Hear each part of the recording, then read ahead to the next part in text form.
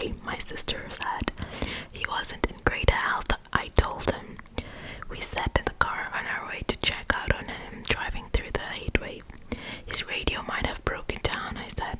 Let's not assume the worst. But I felt worried too. There was something strange about that hidden door and his tone when he mentioned it. It didn't sit right with me. Maybe it was just the heat and the endless desert around us that played tricks on my mind. I couldn't really tell. It was dark when we arrived. That truck stood where he had left it beneath some tarp and blew in the chilly, sand-carrying wind. We turned on our flashlight and walked to the cliff above the bunker. The steel door was made to withstand the nuclear blast. Luckily, I owned the only spare key in existence. Before I used it, I banged on the door as hard as I could and yelled for that. I worried he would mistake us for intruders and shoot us. If he was confused and if it was dark, it was a real possibility. I banged again and yelled at the top of my lungs. Dad, are you there? It's me, Josh. Evelyn is here as well. I don't think he can hear you, Evelyn said. I nodded. Dad, I'm going to open the door. I was 17 the last time I was here. Back then, it was the Muslims that were going to end civilization as we knew it. Before that, it was the Russians. Now, it was China. There was always something threatening his beloved freedom, and yet he was never truly free. My sister put the hand on my wrist just as I was about to unlock the door. You know, she said, maybe we should just call the authorities after all, and no, I said, he'll fight them. I unlocked the heavy door. A rancid smell escaped the darkness inside. It was the odor of death. I recognized it from when Dad tried and ultimately failed to learn how to hunt and let the reindeer carcass rot on the property for weeks. My sister had already stopped visiting him by then. I didn't tell her what the smell reminded me of. She covered her nose with her t-shirt. We descended the spiral stairs. It creaked for each step we took, almost as if it was about to fall apart. I tried the light switch of the bottom. The click echoed throughout the long corridor leading to the living area. Nothing happened. I realized that the batteries, which we charged by the use of an old exercise bike, were dead. That meant he was most likely dead as well. The generator could be broken, I said, but maybe you should wait back here, just in case, you know. I pointed my flashlight in front of me. The light was too weak to reach the end of the corridor. On the way here, I had felt ready.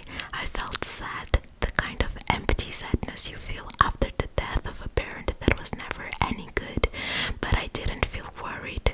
Now, on the other hand, while staring into the dark corridor that I used to run through as a kid, I was afraid. The fear reminded me of how my childhood night terrors used to start. They always crept up on me in the darkness, grew with the grotesque shadows on my bedroom ceiling. I'm not letting you go in there alone, Evelyn said. We stayed together. We walked into the darkness. The foul smell intensified for every step we took, and so did my heartbeat. I was glad my sister didn't stay behind. The bunker seemed so much smaller than I remembered it, much more cramped. The asymmetry between my memories and reality made everything feel off, somehow, just as if the bunker was merely a model of the real thing, but it wasn't. I had just grown up. The Confederate flag greeted us at the end of the corridor. It hung on the concrete wall. It looked pale in the hot spot of the flashlight, almost like a phantom. And of course, in many ways, it was. A ghost from a time long ago, or perhaps a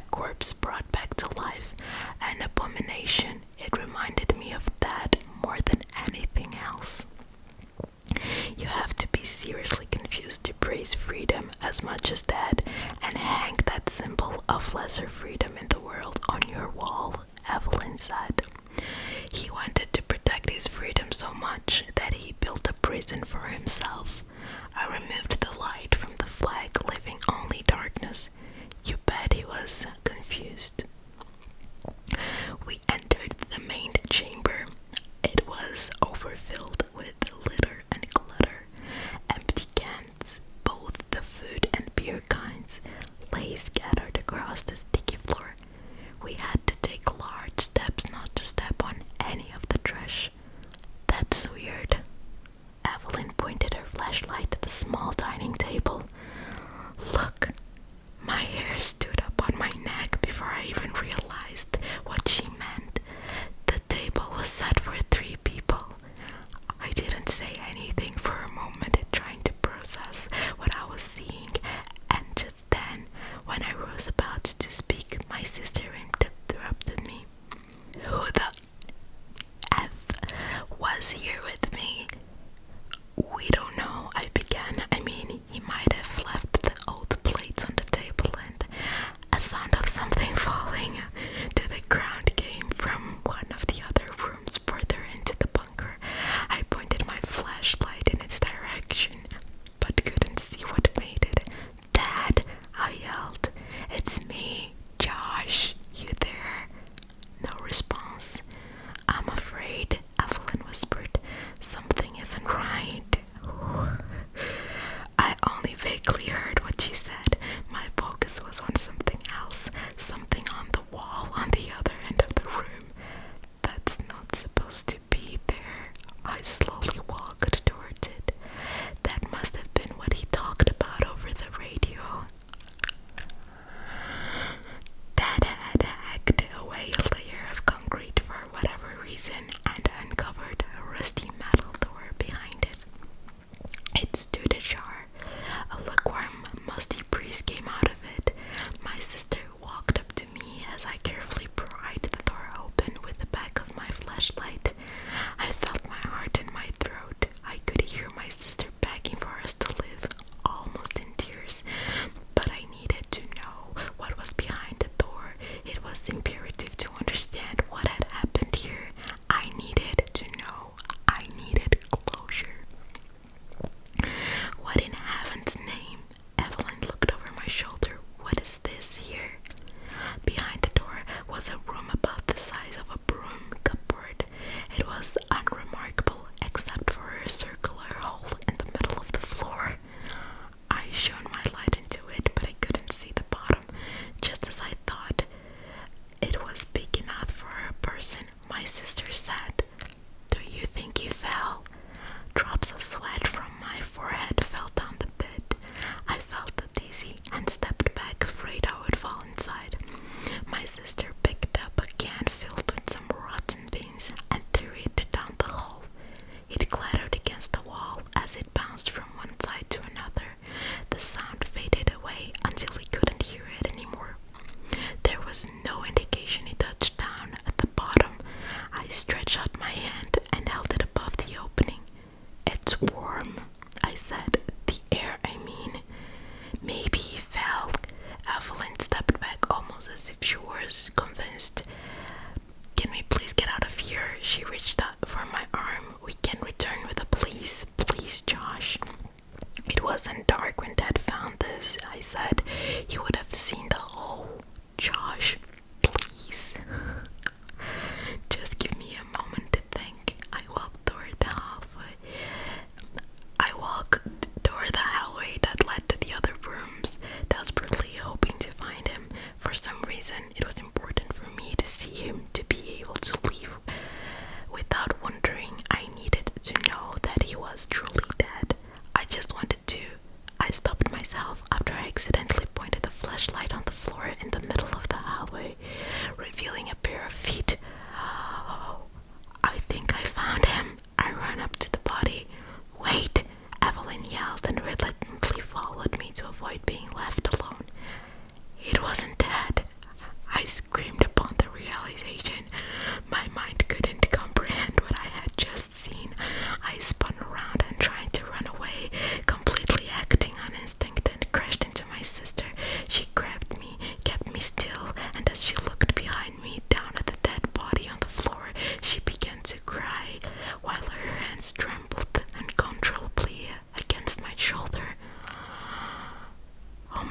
She said, How? How is it possible? It's you. Let's get out of here, I said. Move. There was nothing that could explain this, and the more my mind tried to, moving in an endless loop, doing so, the dread grew inside me. I only got a glimpse of the body before I panicked, but my sister was right. The half-rotten face was the same as mine, with a bullet hole in the middle of the forehead. We stumbled our way through the living area, tipping over chairs and kicking cans all over the place, and just as we were about to get out of the mess, a familiar voice echoed through the hallway we had just escaped. Josh, it was dead. We both stopped in our tracks. Is that you, Josh? Dad, I yelled back. What the F is going on here? Don't worry, it sounded like he was at the other end of the bunker, possibly inside the storeroom. I killed the son up, put a bullet right between his eyes. Come out from there, I yelled. We have to leave, it's not safe here. Silence. Something is wrong, Evelyn said. I don't think. Dad, I yelled. Come on, come out. I can't move, Dad said. I'm stuck under a shelf. I'll need your help, son. I turned to my sister. Go back. I'll get that old bastard out of there. We'll be right behind you, okay?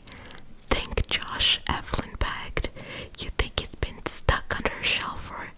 I should have listened, but even after what we had just seen, I just couldn't bring myself to even consider something as outlandish as what my sister was suggesting. It was simply too far-fetched, too unbelievable to penetrate all my layers of presumptions about reality. It couldn't be, it just couldn't. Hence, I ran back to the hallway, yelling for my sister to get back up to the surface and wait for us there. I'm coming, Dad. I only slowed down to carefully step over the corpse that bore my face. Perhaps I thought it was just a coincidence